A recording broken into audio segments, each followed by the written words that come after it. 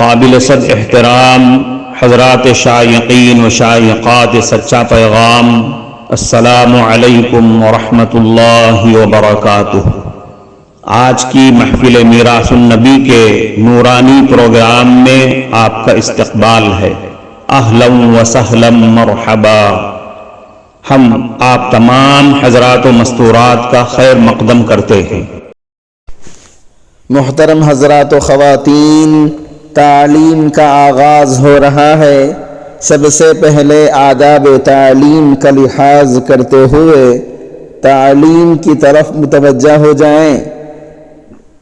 پورے دھیان سے سننا، عمل کی نیت سے سننا اور تبلیغ کی نیت سے سننا، یعنی سنی ہوئی باتیں دوسروں تک پہنچانے کے جذبے سے سننا۔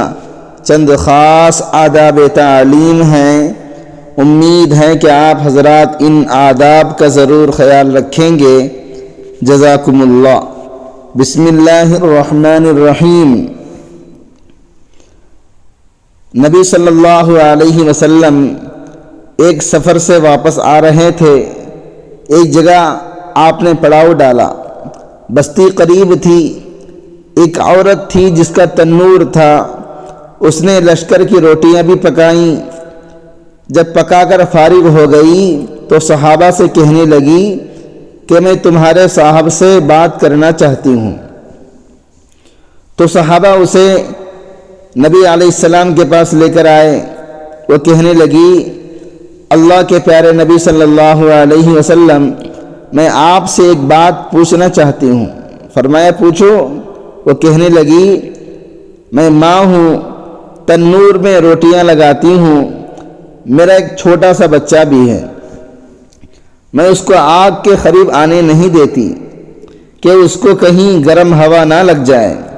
خود آگ میں ڈبکیاں لگاتی ہوں روٹی لگانے اور نکالنے کے لیے، لیکن میں اپنے بچے پر اتنی مہربان ہوں کہ اس کو تنور کے قریب بھی آنے نہیں دیتی۔ تو اگر میں ماں ہو کر اپنے بچے کو گرم ہوا کا لگنا بھی پسند نہیں کرتی، تو آپ سے سنا ہے کہ ساری دنیا کی ماؤں کی محبتوں کو جمع کر دیا جائے، اس سے بھی 70 گنا زیادہ بندوں سے اللہ پاک محبت کرتے ہیں، تو اللہ پاک بندے کا جہنم میں جانا کیسے پسند فرمائیں گے؟ حدیث پاک میں آتا ہے کہ نبی صلی اللہ علیہ وسلم نے یہ بات سن کر سر جھکایا، مبارک آنکھ سے آنسو آنے لگے، روتے رہے، حتیٰ کہ جبریل علیہ السلام اللہ کا پیغام لے کر آئے، میرے محبوب اس عورت کو بتلا دیں، وَمَا ظَلَمَهُمُ اللَّهُ وَلَكِنْ كَانُوا أَنفُسَهُمْ يَظْلِمُونَ۔ اللہ نے ان پر ظلم نہیں کیا، انہوں نے اپنی جانوں پر خود ظلم کیا، اپنے پاؤں پر خود کلہاڑی ماری، کیونکہ اللہ تو چاہتے ہیں کہ یہ بچ جائے، لیکن بات یہ ہے کہ توبہ نہیں کرتے، توبہ کی طرف آتے ہی نہیں، بلکہ رب کی ماننے کے بجائے شیطان کو مانتے پھرتے ہیں اور توبہ کو ڈیلیٹ کر دیتے ہیں، تو یہ اپنے عمل کی وجہ سے جہنم میں جائیں گے، ورنہ اللہ رب العزت تو بخشنے کو تیار ہے۔ حضرت تھانوی رحمۃ اللہ علیہ نے لکھا ہے کہ ایک آدمی کو قیامت کے دن کھڑا کیا جائے گا، اللہ تعالیٰ فرمائیں گے، میرے بندے تو شیطان کی مانتا رہا، گناہ کرتا رہا۔ وہ کہے گا، شیطان مجھے گرا دیتا تھا، میں گناہ کر بیٹھتا تھا، لیکن میں بہت افسوس کرتا تھا کہ مجھے ایسا نہیں کرنا چاہیے، توبہ کرتا تھا، لیکن پھر شیطان گناہ کروا دیا کرتا تھا، پھر میں توبہ کرتا تھا۔ اللہ تعالیٰ فرشتوں کو گواہ بنانے کے خاطر حکم فرمائیں گے، حالانکہ وہ عالم الغیب ہیں، اس کے نامہ اعمال کو دیکھو۔ فرشتے کہیں گے، واقعی یہ گناہ کرتا تھا، پھر شرمندہ ہو کر معافی مانگتا بھی تھا، توبہ کرتا تھا، پھر گناہ کرتا تھا، پھر توبہ کرتا تھا، ساری زندگی اس کا یہی معاملہ رہا۔ اللہ تعالیٰ فرشتوں سے فرمائیں گے، دیکھو میرے بندے کو شیطان گرا دیتا تھا، مگر یہ پھر اٹھ کے کھڑا ہو جاتا تھا۔ پھر شیطان گناہ کے ذریعے گراتا، یہ پھر اٹھ کر کھڑا ہو جاتا، یعنی توبہ کر لیتا۔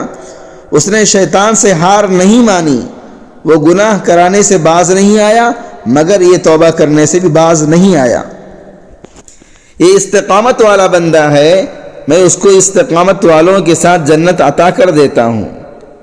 تو آج ہم اپنے گناہوں سے سچی پکی توبہ کر کے ہم اپنے اللہ سے دعا کریں، مولا پچھلے گناہوں کو معاف کر دیجئے، آئندہ نیکوکاری کی زندگی عطا فرما دیجئے۔ معزز شائقین و شائقات سچا پیغام، آپ کو اندازہ لگ گیا ہوگا کہ یہ مضمون کتنا اہم ہے اور کس قدر فائدہ مند ہے۔ کم سے کم درجے میں سوشل میڈیا کے ذریعے سے بھی ہم اس کو زیادہ سے زیادہ شیئر کریں گے تو دعوت کے فریضے کی کوششوں میں ہم بھی اپنا کچھ حصہ ڈالنے والے بن سکتے ہیں۔